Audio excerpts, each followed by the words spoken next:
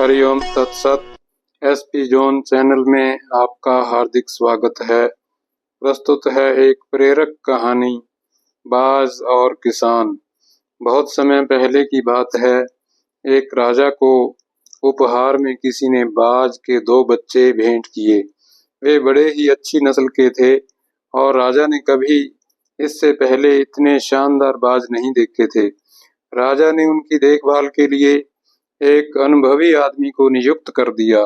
जब कुछ महीने बीत गए तो राजा ने बाजों को देखने का मन बनाया और उस जगह पहुंच गए जहां उन्हें पाला जा रहा था। राजा ने देखा कि दोनों बाज काफी बड़े हो चुके थे और अब पहले से भी शानदार लग रहे थे। राजा ने बाजों की देखभाल कर रहे आदमी से कहा, मैं इनकी उड़ान देखना चाहता हूँ, तुम इन्हें उड़ने का इशारा करो। आदमी ने ऐसा ही किया।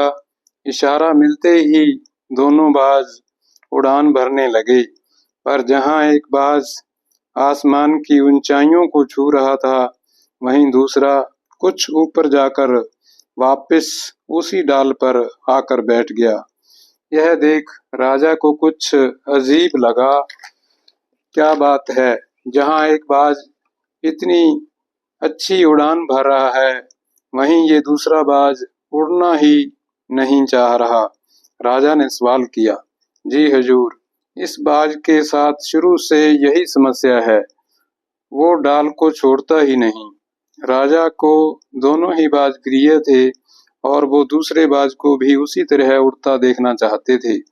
अगले दिन पूरे राज्य में ऐलान कर दिया कि जो व्यक्ति इस बाज को ऊंचा उड़ाने में कामयाब होगा, उसे ढेरों इनाम दिया जाएगा। फिर क्या था, एक से एक विद्वान आए और बाज को उड़ाने का प्रयास करने लगे, पर हफ्तों बीत जाने के बाद भी बाज का वही हाल था। वो थोड़ा सा उड़ता और वापस आकर डाल पर बैठ जाता। फिर एक दिन कुछ अनोखा हुआ। राजा ने देखा कि उसके दोनों बाज आसमान में उड़ रहे हैं।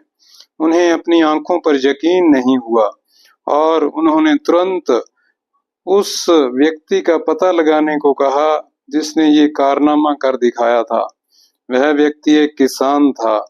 अगले दिन वह दरबार में हाजिर हुआ।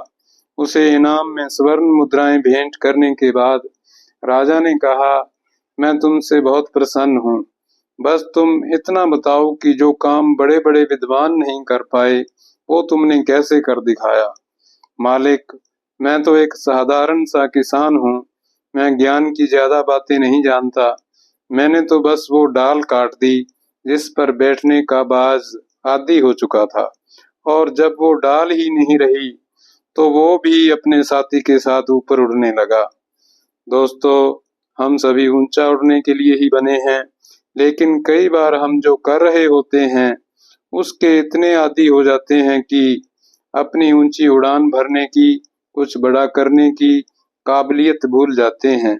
यदि आप भी सालों से किसी ऐसे ही काम में लगे हैं जो आपके सही पोटेंशियल के मुताबिक नहीं, तो एक बार जरूर सोचिए कि कहीं आपको भी उस डाल को काटने की जरूरत तो नहीं जिस पर आप बैठे हुए हैं। Thank you.